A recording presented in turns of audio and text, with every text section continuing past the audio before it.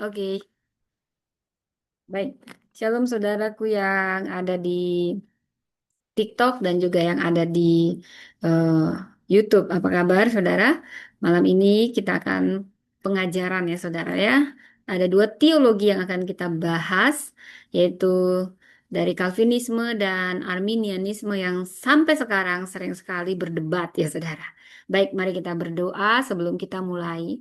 Terima kasih Tuhan untuk malam yang indah ini. Terima kasih untuk kebaikan, kemurahan-Mu, untuk kasih setiamu. Kami ada sebagaimana kami ada saat ini semua karena kebaikan Tuhan. Saat ini hamba-Mu meminta karunia hikmat pengetahuan untuk tajam dan peka dalam memberi pengajaran yang dalam akan kebenaran firman Tuhan lewat teori-teori teologi yang mana kami semua sama-sama satu tubuh Kristus. Biarlah hamba bisa menjembatani dengan baik, menjelaskan dengan baik, dan setiap orang yang mendengar diberkati, dan tubuh Kristus dipersatukan. Terima kasih, dan kami mohon tutup bungkus dengan kuasa darah Kristus. Tutup bungkus tempat ini, rumah ini, segala jaringan internet, elektronik, Engkau yang kiranya memberkati, semuanya berjalan dengan baik.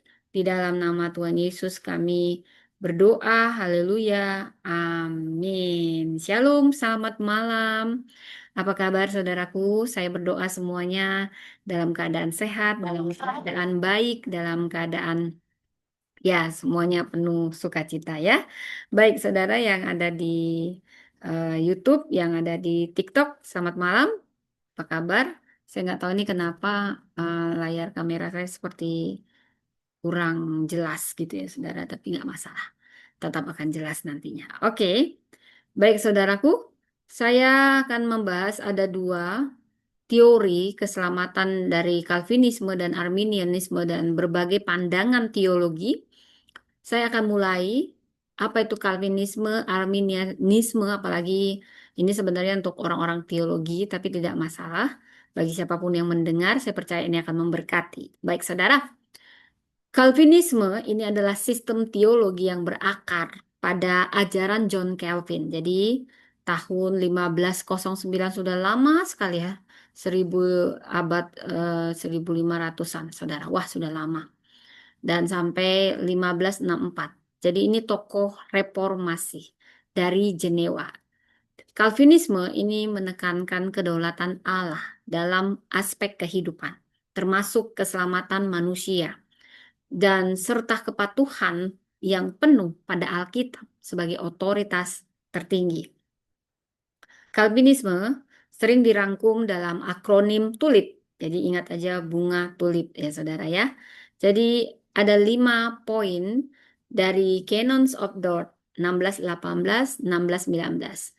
Tetapi ajarannya meliputi lebih luas dari itu, termasuk pandangan tentang baptisan, Tritunggal, dan kehidupan gereja. Saudara, kita akan masuk dalam doktrin keselamatan soteriologi Calvinis.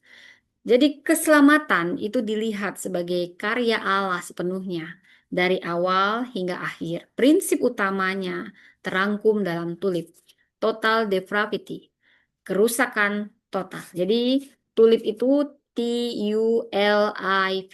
Jadi T-nya itu kepanjangan dari total depravity. Jadi ini mengajarkan bahwasannya manusia setelah kejatuhan, bila kita buka Alkitab, tepatnya di Kejadian 3 membahas kejatuhan manusia dalam dosa, maka di sini diajarkan sepenuhnya manusia itu berdosa dan manusia tidak mampu mencari Allah tanpa anugerah. Sementara mereka menjadikan dasar bahwasanya Roma 3 ayat 10 sampai 12, Efesus 2 ayat 1 sampai 3, Yeremia 17 ayat 9. Jadi di sini implikasinya iman adalah pemberian Allah.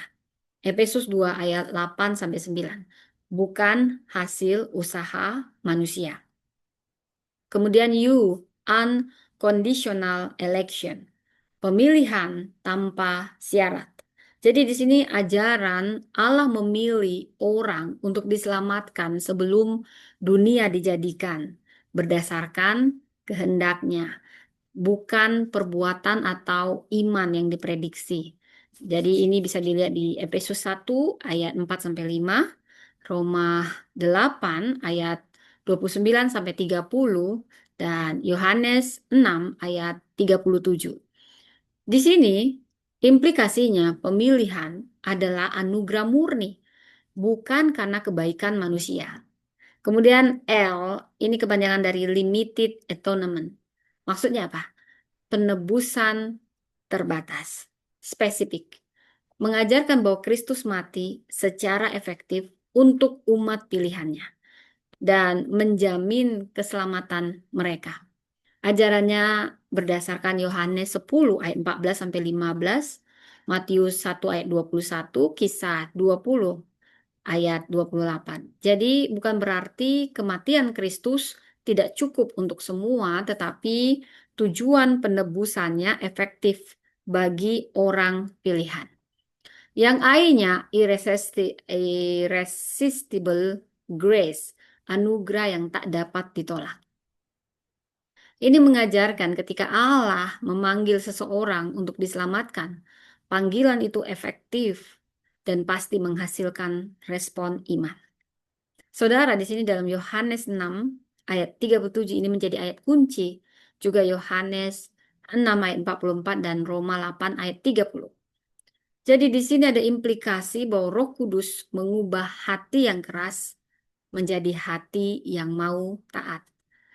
Kemudian V-nya, perseverance of the saint, ketekunan orang kudus. Ini mengajarkan orang yang benar-benar diselamatkan pasti akan dipelihara Allah sampai akhir. Dasar ayatnya dari Yohanes 10 ayat 28 sampai 29. Filipi 1 ayat 6. 1 Yohanes 2 ayat 19. Jadi saudara, ini mengimplikasikan bukan berarti orang percaya itu nggak pernah jatuh. Ini tidak menyatakan demikian. Tetapi Allah akan menjaga mereka tetap dalam iman. Kemudian kita masuk ke dalam doktrin baptisan, saudara. Calvinisme ini memegang pandangan baptisan sebagai tanda perjanjian, covenant sign. Baptisan sebagai tanda perjanjian, covenant sign. Jadi ini bukan sekedar pengakuan iman pribadi, di mana baptisan bayi ataupun infant baptism yang sering kita sebut, ini dilakukan juga dalam tradisi Calvinis. Ini tanda masuknya anak ke dalam komunitas perjanjian, sejalan dengan sunat di perjanjian lama. Ayat pendukungnya dari Kejadian 17 ayat 7 sampai 10. Jadi sunat ini sebagai tanda perjanjian. Kisah Rasul 16 ayat 15. Kisah Rasul 16 ayat 33. Kolose 2 ayat 11 sampai 12. Baptisan tidak otomatis menyelamatkan, tetapi menandai janji Allah dan memanggil penerimanya untuk iman sejati. Jadi kita masuk doktrin yang selanjutnya berdasarkan doktrinnya Calvinus tentang otoritas Alkitab. Prinsipnya sola scriptura.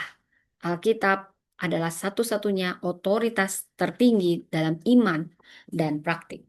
2 Timotius 3 ayat 16 sampai 17, 2 Petrus 1 ayat 20 sampai 21, Mazmur 19 ayat 7 sampai 9. Jadi ada implikasi Calvinis di sini. Tradisi gereja dihargai, tetapi harus tunduk pada kebenaran Alkitab. Kemudian doktrin Tritunggal. Saudara, Calvinisme memegang teguh ajaran Tritunggal klasik.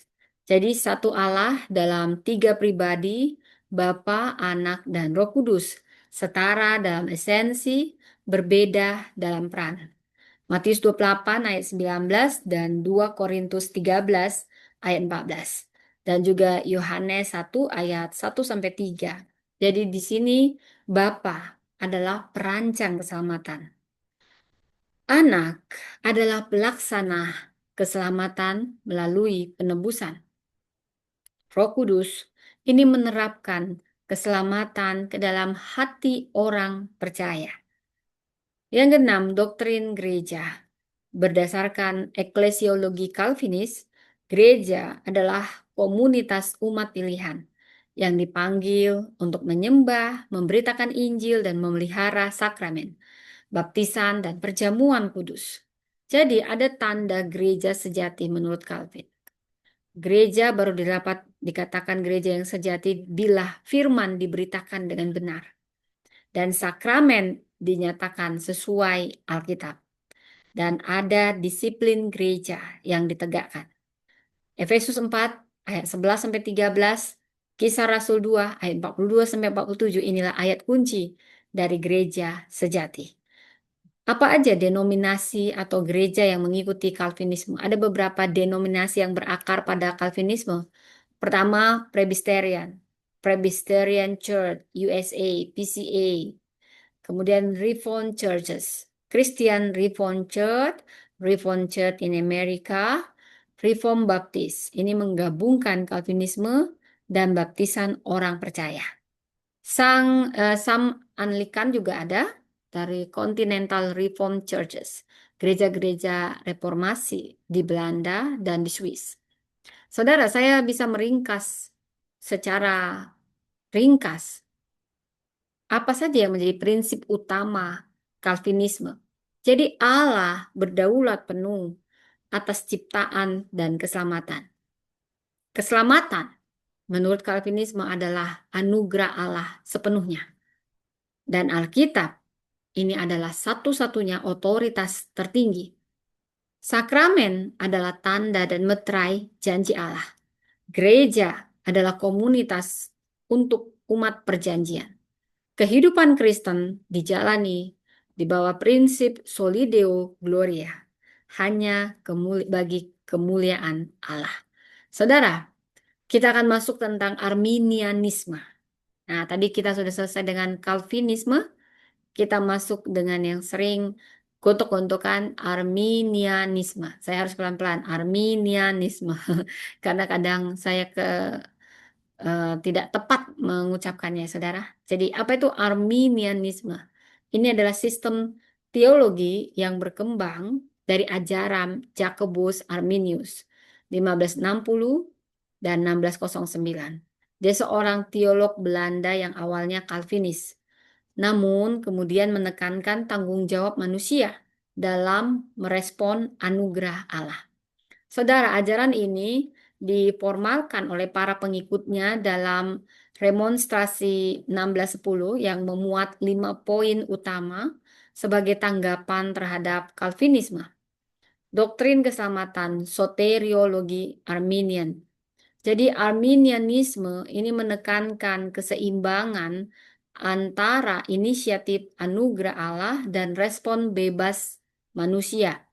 5 poin yang menjadi poin utama sering diringkas sebagai remonstrance articles.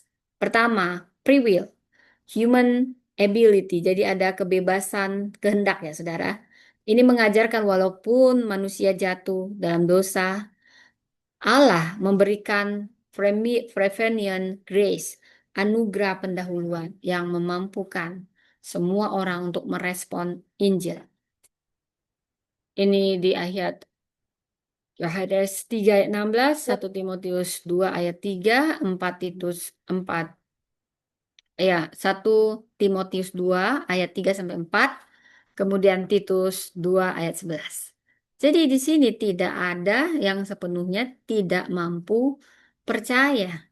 Anugerah Allah menolong semua orang tapi tidak memaksa. Conditional election. Ini pemilihan bersyarat. Jadi ajarannya Allah memilih orang berdasarkan pengetahuannya sebelumnya. Foreknowledge. Jadi tentang siapa yang akan percaya kepada Kristus. Jadi dari Roma 8 ayat 29, 1 Petrus 1 ayat 1 sampai 2, Yohanes 3 ayat 18. Jadi pemilihan bukan keputusan sepihak tanpa mempertimbangkan iman. Allah merespon iman yang dia lihat sebelumnya. Kemudian yang ketiga, unlimited atonement, penebusan tak terbatas. Ini mengajarkan Kristus mati bagi semua orang, namun hanya efektif bagi mereka yang percaya. 1 Yohanes 2 ayat 2, 1 Timotius 4 ayat 10, dan 2 Korintus 5 ayat 14 sampai 15. Ini menjadi ayat kuncinya, saudara. Jadi bagaimana implikasinya? Jadi penebusan itu tersedia universal. Tapi aplikasinya tergantung respon iman. Ada yang kita sebut juga resistible grace. Anugerah yang tak dapat ditolak. Anugerah yang dapat ditolak. Ini mengajarkan bahwasanya manusia bisa menolak panggilan keselamatan yang diberikan oleh Roh Kudus. Kisah Rasul 7 ayat 51, Matius 23 ayat 37, Ibrani 10 ayat 29. Jadi sebenarnya Allah tidak memaksa keselamatan. Manusia bisa berkata tidak. Ada free will.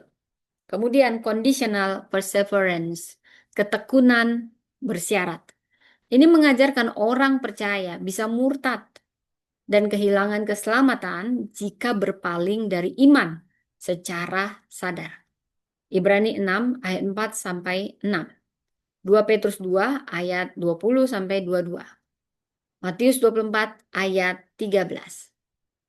Jadi, implikasinya keselamatan harus dijaga dengan iman yang bertahan sampai akhir. Nah, tadi itu sudah masuk kepada doktrin keselamatan. Jadi, ada perbedaan yang paling mencolok ya di sini. Bagaimana dengan doktrin baptisan? Dalam tradisi Arminian, baptisan ini sering dilihat sebagai tindakan ketaatan iman. Jadi setelah pertobatan, bukan tanda perjanjian bayi, kecuali di tradisi Metodis atau Wesleyan yang menerima baptisan bayi. Saudara, baptisan orang percaya, believers baptism umum di gereja baptis Arminian. Baptisan bayi ini dilakukan di beberapa tradisi Arminian seperti Metodis, Wesley, namun tetap dipandang simbolis, bukan menyelamatkan. Kisah Rasul 2 ayat 38, Kisah Rasul 8 ayat 36 sampai 38, Markus 16 ayat 6. Ayat 16 ya saudara. Kemudian doktrin otoritas Alkitab. Berdasarkan Arminian, prinsipnya Alkitab adalah firman Allah yang berotoritas penuh, tetapi harus dibaca dalam terang kasih Allah yang dinyatakan di dalam Yesus Kristus. 2 Timotius 3 ayat 16 sampai 17, Mazmur 119 ayat 105. Jadi ada sini, mohon maaf saudara ya. Jadi ada sini perbedaan penekanan. Arminian menekankan bahwa interpretasi harus selaras dengan sifat kasih Allah. Bagaimana doktrin Tritunggal di Arminian? Arminianisme ini memegang ajaran Tritunggal Ortodoks. Jadi ada beberapa ajaran ya. Kemudian ini yang menyatakan satu Allah, tiga pribadi, Bapa, Anak, dan Roh Kudus. Setara dalam esensi. Matius 28 ayat 1 sampai ayat 19, kemudian 2 Korintus 13 ayat 14 ya saudara. Jadi di sini peran dalam keselamatan, Bapalah yang merencanakan keselamatan bagi kita. Anak mati untuk kita semua. Dan Roh Kudus ini pribadi yang memanggil semua orang menuntun kepada iman. Jadi kita masuk kepada doktrin gereja berdasarkan eklesiologi Arminian. Jadi gereja memang adalah komunitas orang percaya yang secara sukarela menanggapi panggilan Allah, saudara ya. Jadi di sini keanggotaan gereja biasanya berdasarkan pengakuan iman pribadi dan baptisan. Misi gereja itu mengabarkan Injil kepada semua orang karena semua berpotensi diselamatkan. Matius 28 ayat 19 sampai 20, Kisah Rasul 1 ayat 8. Jadi denominasi dan gereja yang mengikuti Arminianisme, contohnya Metodis, ya, Wesleyan Church, kemudian Church of Nazarene, Pentakosta, Karismatik, termasuklah di situ GBI, GVDI, dan semuanya. Kemudian juga baptis yang non-Kalvinis, jadi ada dua baptis yang Kalvinis dan non-Kalvinis. Ini General Baptis. ada juga Salvation Army, Holiness Movement Churches. Jadi saya bisa meringkas prinsip utama Arminianisme. Allah mengasihi semua orang dan menginginkan semua diselamatkan. Anugerah Allah ini mendahului respon iman. Tetapi manusia bisa menolak dan Kristus mati bagi semua orang. Penebusan universal. Keselamatan itu dapat hilang jika iman tidak dipertahankan. Injil harus diberitakan kepada semua tanpa pengecualian. Terus, saudara, di sini ada berbagai perbandingan antara Calvinisme dan Arminianisme. Kita masuk dalam bidang step by step. Kalau dalam pandangan keselamatan, Arminian itu menyatakan bahwa Allah itu berdaulat penuh. Jadi keselamatan ditentukan oleh pemilihan Allah sebelum dunia dijadikan. Efesus 1 ayat 4-5. Arminianisme percaya keselamatan adalah kerjasama Allah dan manusia. Keselamatan diberikan pada semua orang, tapi hanya diterima jika manusia merespon dengan iman. Yohanes 3 ayat 16. Dari bidang kondisi manusia, Calvinis, total depravity. Manusia sepenuhnya tidak mampu mencari Allah tanpa anugerah. Roma 3 ayat 10-12. Sementara menurut Arminian Prevenient Grace, Allah memberi anugerah pendahuluan agar semua orang mampu merespon. Titus 2 ayat 11. Kalau dalam bidang pemilihan, Calvinis unconditional election. Allah memilih tanpa syarat bukan karena iman yang diprediksi. Roma 9 ayat 15-16. Kemudian conditional election, saudara. Ini Allah memilih berdasarkan pengetahuan sebelumnya, saudara, tentang siapa yang akan percaya. Jadi, ayat kuncinya di 1 Petrus 1 ayat 1-2. Dari bidang penebusan Kristus, Calvinis melihat adanya limited atonement. Kristus mati secara efektif hanya untuk umat pilihan. Yohanes 10 ayat 14-15. Kemudian kalau menurut Calvinis, Arminian, unlimited atonement. Kristus mati untuk semua orang, efektif bagi yang percaya. Yohanes 2 ayat 2. Kemudian dalam bidang anugerah, irresistible grace. Panggilan keselamatan pasti berhasil bagi yang dipilih. Tapi Arminian mengatakan resistible grace. Manusia bisa menolak anugerah Allah. Matius 23 ayat 37. Dalam ketekunan dan iman, Calvinis perseverance of the saints, orang-orang yang benar-benar diselamatkan akan bertahan sampai akhir. Yohanes 10 ayat 28-29. Kemudian kita masuk Arminianisme, conditional perseverance, orang percaya bisa jatuh dan kehilangan keselamatan. Baptisan dari Calvinis, baptisan bayi ada dan baptisan dewasa ada sebagai tanda perjanjian seperti sunat dalam perjanjian lama. Kolose 2 ayat 11-12. Sementara Arminia menyatakan baptisan orang percaya itu setelah dia bertobat. Jadi beberapa metodis Wesleyan menerima baptisan bayi juga, saudara. Kisah Rasul 2 ayat 38. Kemudian kita bicara tentang otoritas Alkitab, saudara ya. Maaf ya saudara, ini karena udah hampir jam 10 malam ya saudara. Saya baru terasa badannya ini pegel gitu, tapi kita bisa. Jadi kalau otoritas Alkitab, Calvinis menyatakan sola scriptura. Alkitab sebagai otoritas tertinggi atas iman dan praktik. Dan sola scriptura ini sama-sama, baik itu juga yang ada Arminian ataupun Calvinis. Arminian menyatakan Alkitab sola scriptura. Jadi sama-sama menerima Alkitab sebagai otoritas tertinggi tanpa penekanan, tapi pada kasih Allah dalam tafsir. Dan Tritunggal, menurut Calvinis, Bapalah yang memilih anak, menebus umat pilihan, Roh Kudus menerapkan keselamatan. Arminian menyatakan bahwa Bapa merancang keselamatan untuk semua anak mati bagi semua, yaitu Yesus Kristus mati untuk semua. Roh Kudus memanggil semua orang percaya. Saya berdiri dulu ya saudara ya. Ini yang ada di Zoom, apa bisa lihat saya? Ya, saya pikir bisa ya saudara ya. Ini agak pegel gitu saudara. Jadi saya perlu duduk berdiri supaya agak lebih eh, bisa normal kembali ya saudara ya. Kemudian jadi misi gereja Calvinis ini fokus mengajar, membina, dan menguatkan umat pilihan.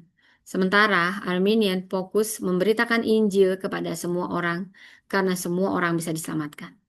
Jadi denominasi yang menganut Calvinis tadi sudah dijelaskan, Presbyterian, Reform, sebagian Anglikan, dan Continental Reform. Arminianisme, Metodis, Wesley, GPDI, Karismatik semua ada. Saudara, saya bisa membuat kesimpulan di sini ya saudara ya, bahwasanya Calvinisme, Allah menentukan siapa yang akan diselamatkan, tetapi dia juga memastikan mereka diselamatkan. Arminianisme, Allah menyediakan keselamatan bagi semua, tapi manusia harus memilih untuk menerimanya. Jadi ada perbedaan teologi, boleh ada, tetapi kasih Kristus mempersatukan kita. Jadi bukan siapa yang menanam atau menyiram seperti kata firman Tuhan di 1 Korintus 3:7, namun Allah lah yang memberi pertumbuhan. Kita mungkin berbeda dalam pemahaman, namun satu dalam tujuan memuliakan Kristus. Jangan biarkan doktrin memisahkan hati yang telah disatukan oleh darah anak domba. Persatuan tubuh Kristus lebih mulia daripada kemenangan argumentasi teologi. Perbedaan pandangan bukan alasan untuk memutuskan kasih persaudaraan. Kebenaran tanpa kasih tajam, kasih tanpa kebenaran lemah. Kita perlu keduanya. Efesus 4:15. Jadi kasih tanpa kebenaran lemah. Kebenaran tanpa kasih tajam. Sakit dua-duanya saudara ya. Harus beriringan. Jadi di surga tidak ada sekat, Calvinis atau Arminian. Hanya ada umat tebusan yang memuji anak domba. Wahyu 7:9-10. Jadi mari kita saling menerima sebagaimana Kristus telah menerima kita, dan demi kemuliaan Allah. Yang terpenting bukanlah label kita, tetapi apakah kita benar-benar Kristus benar-benar Tuhan atas hidup kita. Jadi demikian firman Tuhan, Tuhan memberkati. Mari kita berdoa. Terima kasih Tuhan, kami telah belajar ringkas Arminian dan Calvinisme. Kami semua tubuh Kristus. Tidak ada yang sempurna. Biar Kau yang menyempurnakan dengan pengalaman pribadi kami masing-masing. Kami percaya. Terima kasih Tuhan. Hamba-Mu sudah selesai, tapi Kau tidak pernah selesai. Dan malam ini juga hamba berdoa buat Ibu Rambu yang membutuhkan terobosan finansial. Dalam nama Yesus, terima terobosan finansial terjadi di dalam nama Tuhan Yesus. Lakukan yang menjadi bagian di dalam nama Tuhan Yesus. Amin. Baik, teman-teman yang ada di Zoom, terima kasih semuanya. Sampai jumpa lagi, Tuhan memberkati.